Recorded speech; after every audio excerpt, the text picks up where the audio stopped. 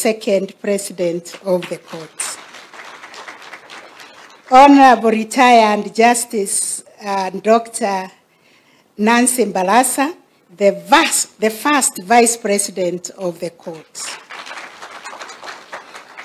I introduce in absentia the retired Justice Kaupana Lawo, the second Vice President of the Court, the Honorable retired Justice Dr. Philip Tunoi, and the Honorable retired Justice Professor J.B. Ojuang.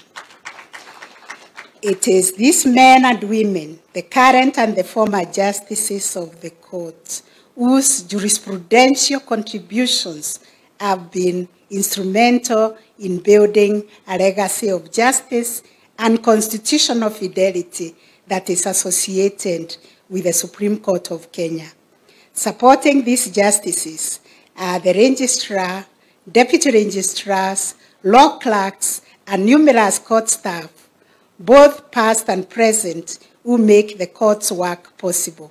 Their efforts behind the scenes are indispensable for they ensure that the Supreme Court can fulfill its mandate to the highest standard. To all of you, asanteni sana.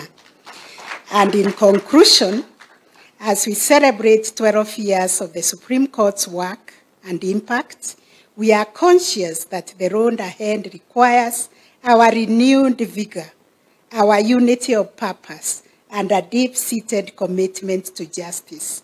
I take this opportunity to assure Kenyans and all of you present in this conference that the Supreme Court of Kenya will stand rock-solid as a constant guardian of the Constitution and the rule of law in changing times.